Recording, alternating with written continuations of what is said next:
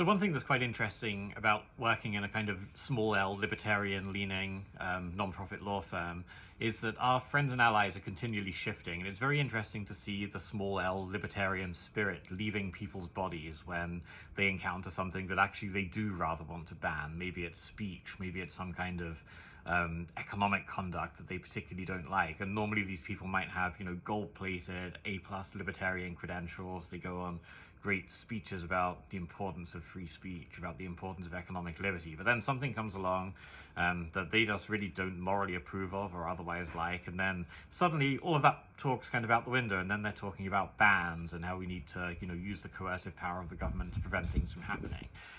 We're seeing a particular instance of that happening in Texas right now with the coming 89th Texas legislative session about to begin next week. And that's to do with the sale of artificial or cultivated meat. And we've seen this happening as well in Florida. I think Governor DeSantis over in Florida has quite strong feelings about this as well, and doesn't want to let the market decide. And same here with the bill in Texas that's been filed for the coming legislative session.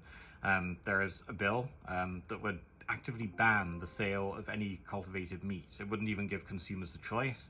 It would say that it would be illegal to produce or to sell meat that's cultured from cells. So you take an animal cell and then you replicate it in vitro. So you're not in a petri dish or through some commercial means. You're not, don't have to slaughter animals anymore because you're able to recreate the cellular structure of the meat through artificial means. This is very popular by, tech people, early adopters, by animal welfare people who, might like the taste of meat but can't morally abide the thought of modern factory farming techniques or just the slaughter of animals in general. So, has a lot of supporters, cultivated meat, but is also generating a lot of opposition, particularly from, those who potentially have the most to lose. And in places like Texas, that would certainly involve, certain ranchers, certain cattlemen organizations.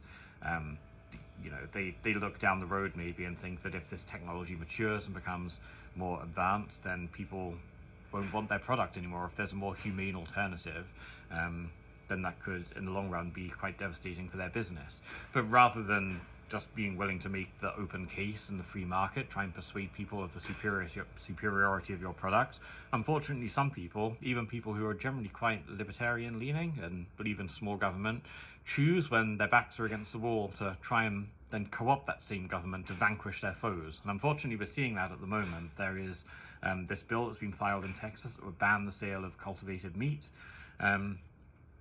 At IJ, that's something that we oppose. I think we look at potentially supporting litigation against bans like that, and we also seek to fight against them at the legislative level, try and stop those bills from becoming enacted and being law. It's certainly a bill that we're looking at here in Texas at the moment, looking quite strongly at how we can marshal allies, friends, people whose libertarian bona fides are intact to try and oppose this, because we think this is very much an issue of economic liberty. We think that there's a product that will appeal to some people, it won't appeal to everyone. Other people can still get their meat the old-fashioned way from a butcher, from a supermarket, from H-E-B, the best supermarket in Texas, in the country. But if people don't want to do that, then there's this new humane alternative, a technology that will only probably improve and mature. So it's going to be interesting. It's been fun for me as legislative counsel at IJ, just watching the shifting landscape of people who generally support economic liberty, suddenly finding a case where actually they want the government to ban something. We see the same thing in gambling as well sometimes, right? Or, some of these other vices where people normally believe in, maximalist economic freedom, but then also don't want the government to permit certain other things. So it's just interesting. It's a little tidbit I thought I'd share with you, and watch out for this bill on cultivated meat. I'm sure it will be getting quite a lot of traction and certainly attention, if not a committee hearing and further action in the Texas House. It's at least going to start a conversation, and one that I think we need to have.